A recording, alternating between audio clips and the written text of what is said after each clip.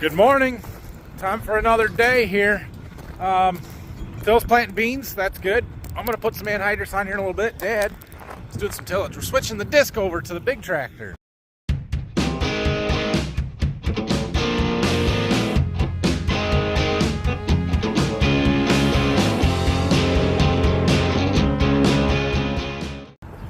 Now, you might be wondering, how can you pull that disc with an 8430 and then put it on a 9510R? And you would be correct. That tractor is way overkill for that disc. But the 8430 it's big enough, but just barely. This will pull it better, faster. We can cover more ground with it. Plus, it frees the 8430 up in case we want to hook up an air seeder. Which we're not going to do yet, but we might. Okay, well, we got our tractor out and we hooked up a tank. I got to go get my gloves and my mask and all of the safety stuff for anhydrous. We'll talk about that aspect of this in a little bit. But yeah, we're ready to pressurize the system and check everything. Make sure we don't have any leaks and that everything's going to work. We've got to check all of our valves, screens, all of that kind of stuff, and just make sure that everything is good to go. So, yeah. So one other thing that we are dealing with, we've got this nitro alert blockage monitor that basically will tell me if a row is plugged up or not putting on the right amount of anhydrous. So I'm trying to keep them all even. And it has a power plug that's somewhere down here. It's this gray cable right here. And it is this old rectangular, I say that is old, but there's a power strip with all of this style plugs in every other tractor that we have. Well, all the newer tractors that we have. This tractor, for whatever reason, they took that power strip out and put 3 of the round style ones in here. And that's kind of a pain in the butt because all of my stuff is set up for the square ones. I don't know why John Deere did that. That is one of my complaints on this tractor, is that they took away the power strip that we have all of our implements and equipment set up to use. Why? Anyway, I know why. Because they sell an adapter that you can plug into here and has 6 power strips, and you set it in there and then you can plug all that stuff in. It's like $50 or some odd dollars, and you gotta go buy one. So I sent Brock to go buy one for me. Alright, well, I'm opening up the valves here, and our system is pressurized, and we don't have any leaks. And I got all the bleed screws closed, so that's good. So I think we're ready to go to the field, really. Okay, well, I did a little setup in here. Got my monitor run pages how I want them. I think we can tweak them later. And ran a couple of bleed tests on the sections there just to make sure everything was going to work right. All the valves are going to open and close. They all did. So we are actually going to head to the field and see if we can't put a little bit of anhydrous on. We'll see what happens here. So Brock is running to give me that power strip. I think I told you guys about that. And then he's going to pick up another tank for us, and we're going to have him run tanks today, and we'll see how this goes. So let's give it a shot. Well, this is going to be fun. I've got just a round and some endros done, and we're just getting ready to unleash it here. Anhydrous bar looks to be working good. We've got just a little bit puffing out on that row unit, and the ones behind the tracks where the ground's hard. Everything else is sealing perfectly. Looks fantastic. Oh yeah, this is gonna be so much fun. Our section control is working because we had to curve around the woods, so that side there is actually overlapping and not applying any products. Now, it shuts it on and off automatically as necessary. Oh yeah, this is good. This is real good. So this anhydrous bar, we ran it last year, was brand new for us. We bought it used, but it was the first year that we had run it. We had demoed one similar the prior year when our old style bar broke, and we needed something to finish up, and so this is a John Deere 2510H high-speed anhydrous applicator. It's different than what most people run for an anhydrous bar, where they would run a shank-typed bar, and it would have a knife and a shank that goes down every row. This uses a disc blade opener system similar to what an air seeder or a drill would use, and you can go fast. We're running 9 miles an hour right now. All right, well, everything's working pretty well, except for I can't get the product out of the tank fast enough. So we do have a dual cooler setup there. You can see the two different white pieces there. Those are the coolers that basically anhydrous is a pressurized gas that turns into a liquid under pressure, or when it's super cold, we need it to be a liquid to meter it effectively. And so those coolers there keep it in a liquid form, and then it goes through a flow meter, and then it turns into a gas as it comes out the row units into the ground. We've got a variable rate map going on here. You can see the different colors in the background. If I center this, there's our prescription map. The green areas, not the dark green, the lighter green where we're at now, those are 185 pounds of N per acre rate, and well, we're only getting 175 at that speed. I have to slow down to around 8 miles an hour for it to get up to that rate. It just can't meter it fast enough. It can't flow out of the tank fast enough. So I was curious to see how this tractor would handle this anhydrous bar. I know we've got plenty of power, but we had plenty of power. Well, we had enough power with the 8R2, the 335. But with that tractor last year, this bar is very heavy and it's mounted, right? So it's 2-point attaches right to the 2-point arms with no quick coupler. And it would throw the tractor around a little bit on the turns, and just, you could feel it. You knew it was back there. And this tractor handles it much better. Our stability is better. You can tell it's there. Definitely when we turn, we know about it. But more stable and not pushing me and sliding the tractor sideways like it was on the 8R. So that is good. Makes me feel better, I guess. I don't know. But our first tank is just about empty here. I think I had my monitor set wrong because it just ticked to 0, but I think I had it set as a full small tank, and this is a big tank, so we probably got enough, another 300-400 pounds of N in there yet, something like that. I don't know. So we'll just have to watch our gauges. When our gauges there in the middle, those are pressure gauges, show the pressure on each individual section. When those go to 0 or start fluctuating rapidly, that's when we know we have to change tanks. Brock's got my next set of tanks here. This one hasn't shown that it's run empty yet, but there can't be much left, so I'm gonna check the gauge on it and see what it says. If we're down to nothing, we're just gonna switch them now. I want him to take this one. Oh, no, we got 10% yet. All right, well, we gotta make a couple rounds. All right. Our tank's empty. I gotta unhook, so we gotta close our valves and bleed off the connection there, unhook from this tank, and go hook up to the doubles over there. Well, we just switched tanks, and you can see now we're pulling these doubles.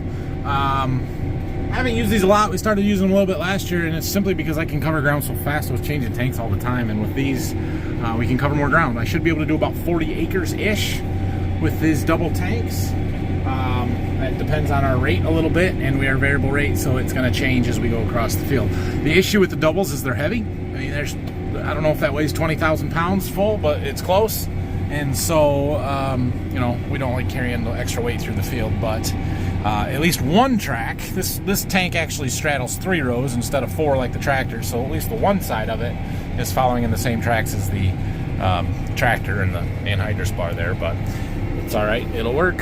So you can see where we ran out right there. It's going well. We're moving right along here. Haven't really had any trouble, so that's what you want on day one of anything, is for it to all work like it's supposed to. So I think all is good. We'll keep going until we get this tank empty. I am running a calibration load on it, so once we get it empty, Brock will take it back and we'll get an empty weight from the fertilizer dealer, supplier, and then we'll compare that to what the computer says that it thinks that it should have weighed, and we can calibrate if we're off a little bit. But we did all that last year. It should be fairly close, so we will see. I have been playing around with the speed a little bit. I'm able to go a little bit faster here and there, but I think it's just too cold. It's only like in the 50s, 60 degrees today, and I just think that there's not enough pressure in the tanks to force the product out and through the system fast enough to get much more speed. So about 8 miles an hour is all we can get, which 8 miles an hour is moving pretty good. But we could pull it faster if we could get the product on faster. It's all right, we're doing good. Well, my monitor says that my tanks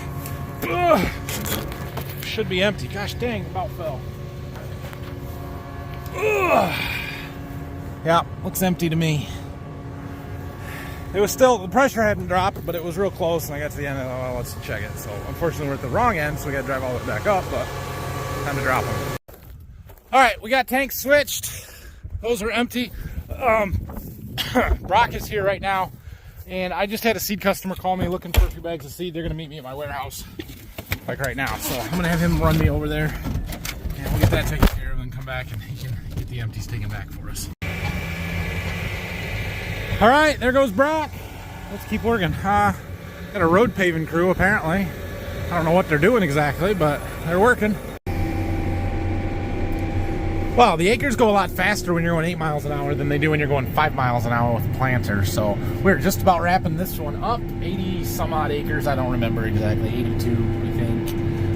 We just got a couple rounds left to get over to that tree line there, and we'll be done. So we've got a 35 acre piece that's just a mile or so down the road.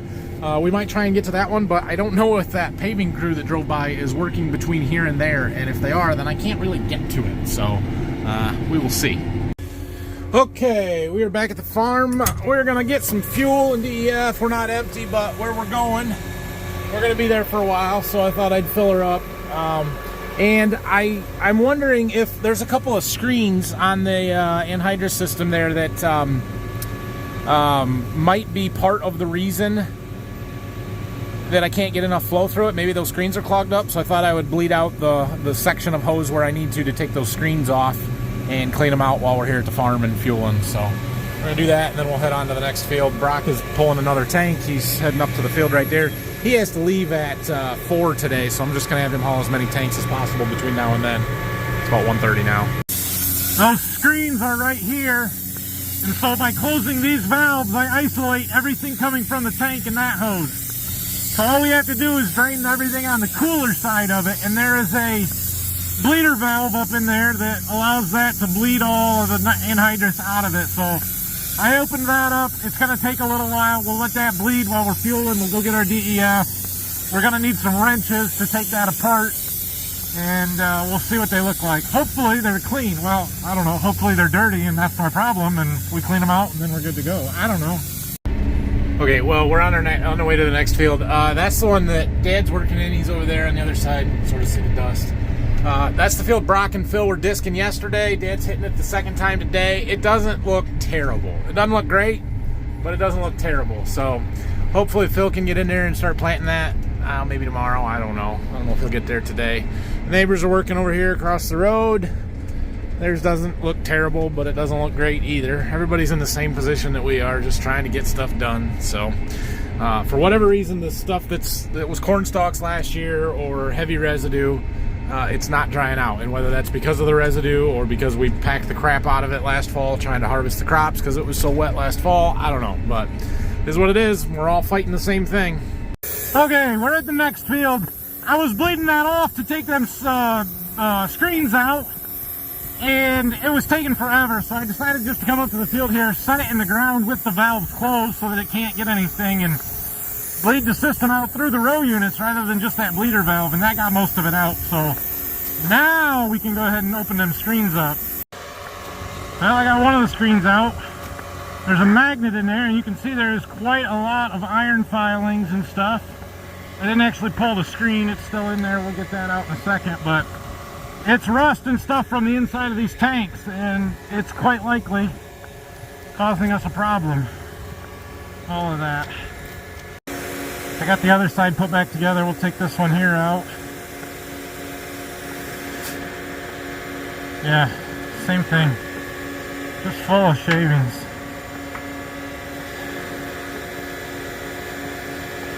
And there's that screen. The screen itself isn't too bad because it's all stuck to the magnet, but there's a lot on those magnets. You might think it looks dry. It's not. Don't go in there. You may or may not get an 8RX stuck if you go in that spot. We'll go around. Anyway, we are back moving. I got those screens cleaned out. It's too early to tell yet whether it fixed our problem or not. We gotta get some end rows done and some manual driving stuff where we can before we can actually open it up and get into the higher yield zones where we're putting on higher rates and see if well, if we can drive faster. We're good right here. Locked on. This corn looks great. Looks really good. Like, really good. I'm thrilled with it. Alright, Brock's back. He brought me another tank. It's way down there. You guys can't see it.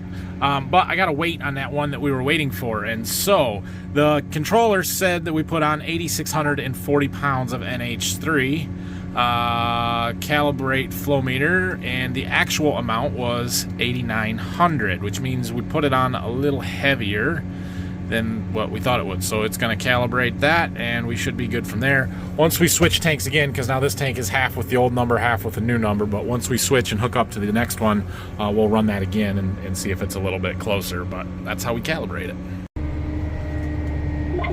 I bet we can make it now. I bet it'd be fine.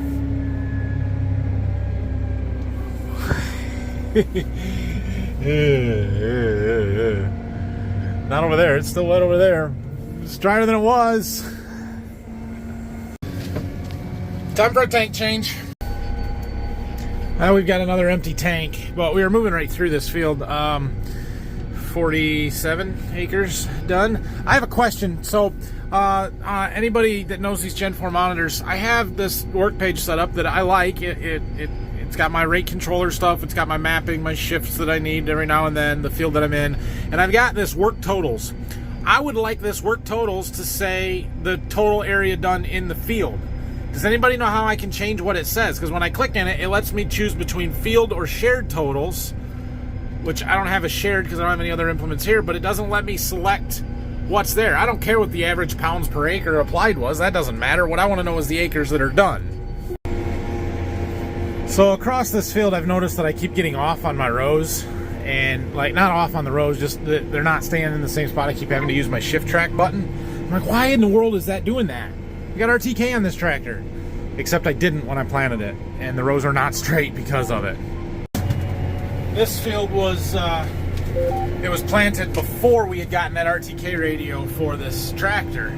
And so therefore it was planted just with the SF1 signal, which is the free signal, but it's plus or minus 10-inch accuracy. And yeah, I can tell it was off. Not that the rows were super crooked and wavy, just that they were not a consistent spacing between them, and the farther across the field I got, the farther off the rows got. Once we had that RTK, it's sub-inch accuracy, repeatable pass after pass after pass, and it's always in the same spot. So that's what it's for. I am glad that we have 18-inch tracks and not 24-inch tracks. You can't really see it on that side, but there's not a ton of clearance on those corn rows on either side, so 24s would be a little tight. All right, well, we've got the triangle done, so now we need to go a half a mile up that road, but there's a bridge that we can't cross there, so we go 3 miles around the block instead. It's okay. Next field up, we are on our irrigated field here. There's 175 acres. This is a big one. We are not going to get it done tonight, mostly because I won't be able to get enough anhydrous tanks to do so. But yeah, this is a good one. We got a blank spot there. What the heck happened there? Well, this corn looks fantastic. This is 12S75 right here. This is good corn. Oh yeah, this one's going to be fun. There's some awfully pretty corn up here, especially when you look going the right direction. There's an irrigation lane, first one right there. So all of this corn will go straight through all the way. Somewhere up here, there's going to be a lane that cuts right across the center of the field. That is where we will lay out our irrigation pipe and have the traveling gun and all that when we get started. And yeah. We are severely speed limited in this field because we're putting exceptionally high rates of N on because it's irrigated corn and can handle it. But that dark green there encompasses that pass, and a big chunk of this is like 125 pounds of N. So we can only go 7.5 mile an hour or so to be able to get that kind of a rate on.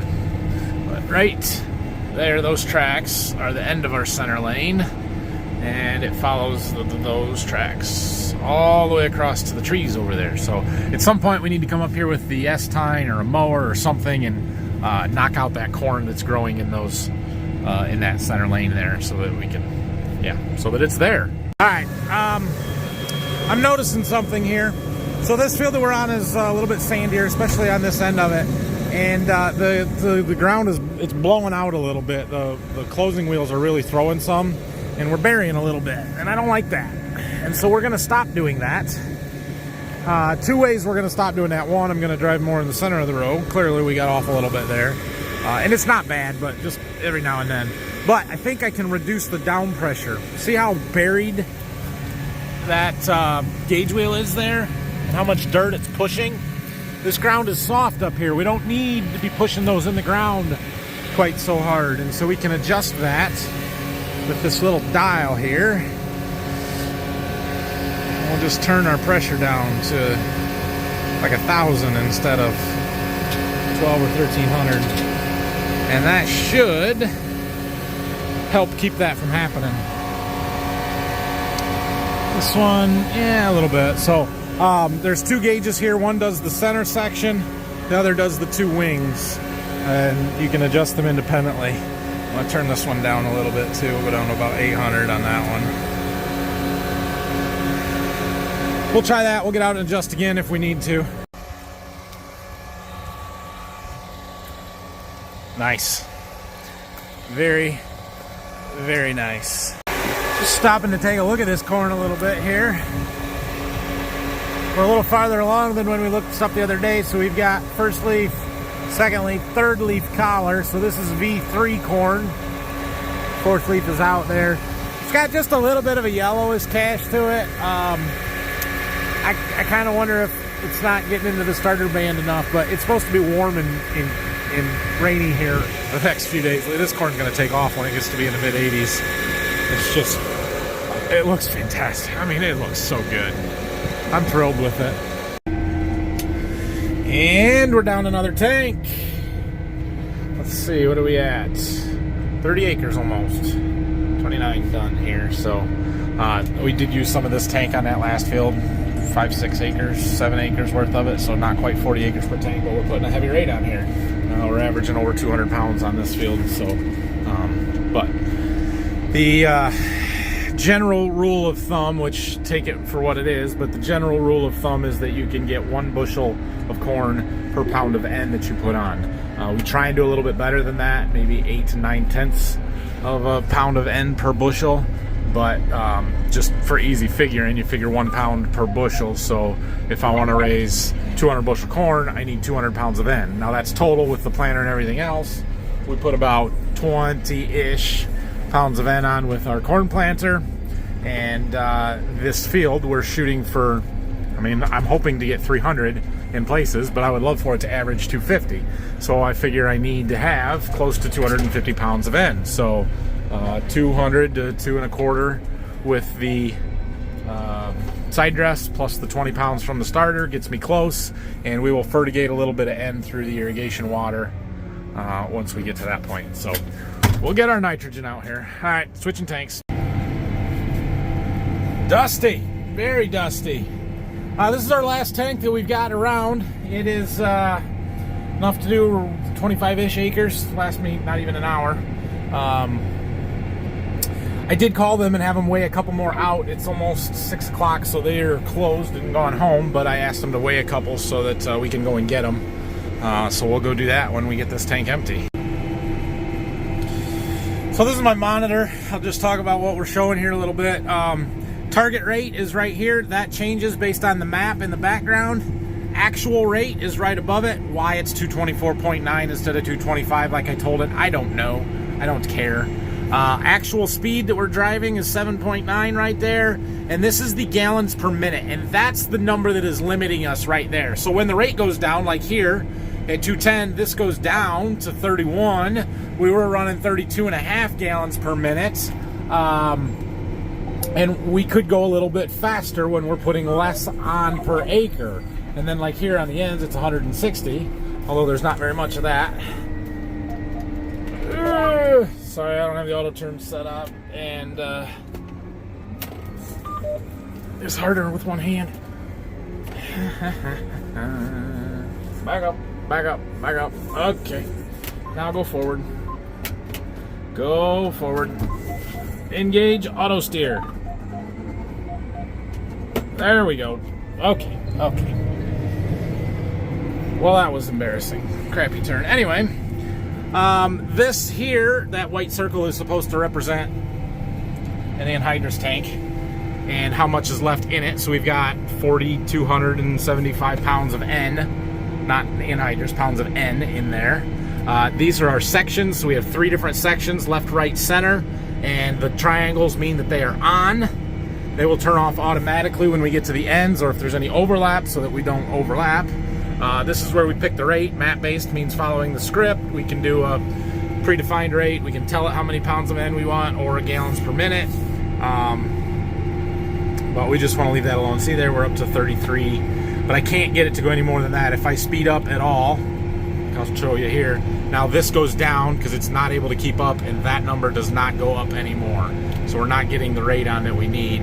If I slow down just a little bit, then it locks back on its rate. This number comes back to what it can actually get. That's just as fast as the anhydrous can physically flow through the hoses, through the coolers, through the valves, through everything. We can't do it any faster with the components that we have anyway. This one here tells me how many acres an hour we're doing. This is how many acres are left in the tank at the current rate.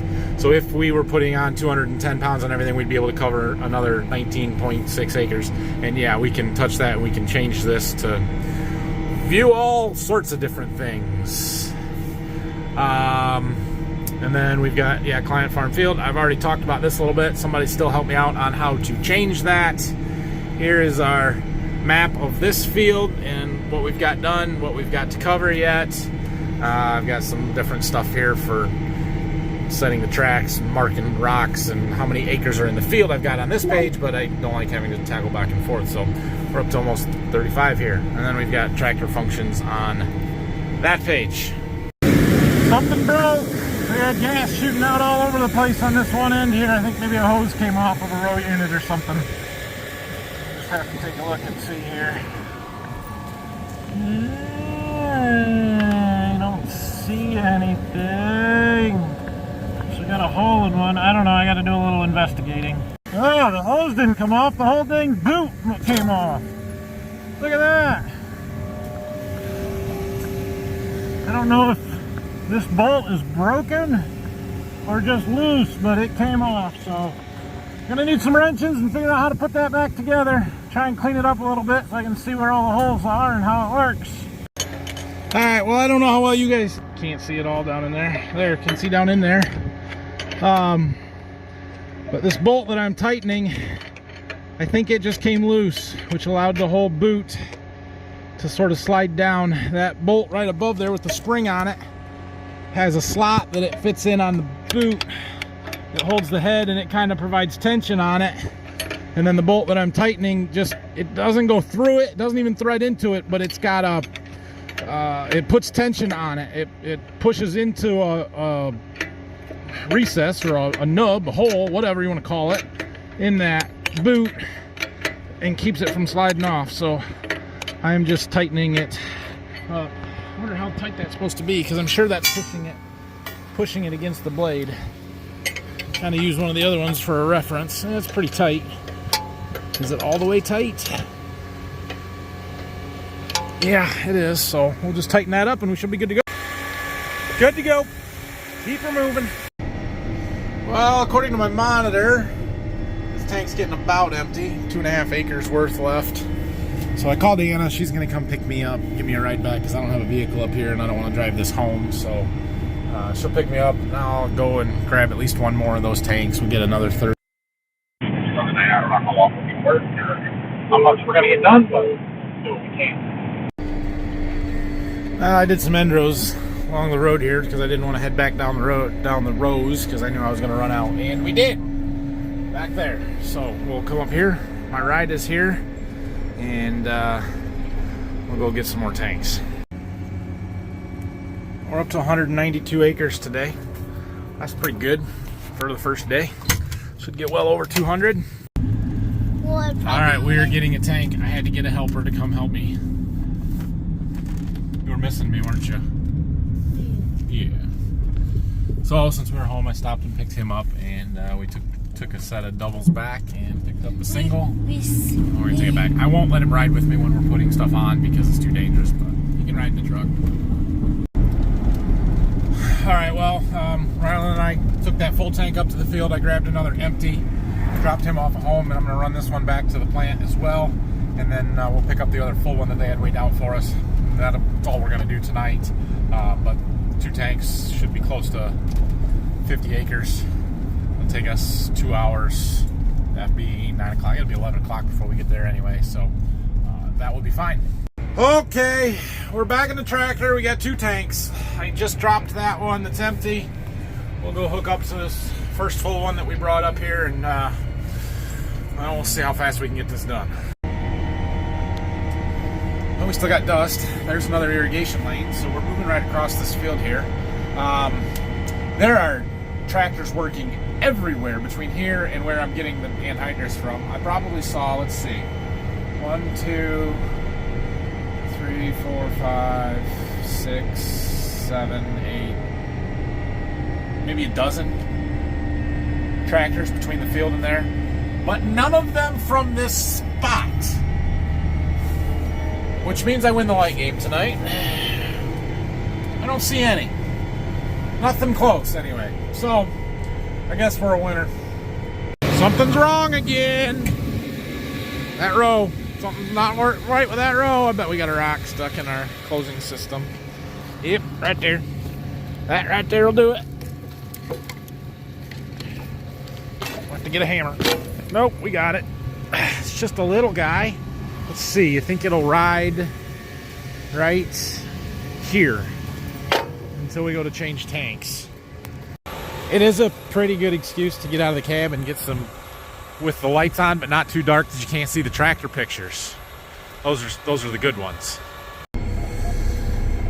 Alright, well, we got one of the 2 tanks empty. We'll go ahead and drop it up here. Cat. The other one's clear over there along the road, so we'll just drop this one behind the other one here and go get it. I've spent most of this last tank editing the video for today, and just got that wrapped up, and we're down to 100 pounds of end left in the tank, so just about empty. That is good. We're almost done here, and then I can go home. What time is it? 10:44. So yeah, I should be home around 11. That's it. Tank's empty. Drive her up to the end of the field and park it. There's what we've gotten done in this field. 104 acres in this field done of the 170-ish, 174 I think that are in it. So we got well over half. We got a lot done. Gonna take 3 more tanks up here probably. 242 for the day. That's a good first day. It's a really good first day. All right, everybody. Thanks for watching today. If you have any questions or comments, leave them down below, and I will see you again in the morning. We're going to try and keep going tomorrow. It's supposed to rain, so who knows whether we'll get any done or how much we'll get done, but we're going to try and keep working. So Phil's getting a lot of beans planted. I think we crossed halfway on the beans today, which is crazy that we're only half done with beans, but he is making a lot of progress. One more really good day tomorrow, and we'll be close to the end here at Waldron, but we've got to go to Berkey yet, and we'd really like to get that done. It's too wet. Dad was down there yesterday to look, and it was too wet. So it is what it is. Anyway, like, subscribe, questions, comments, leave them down below. See you guys in the morning.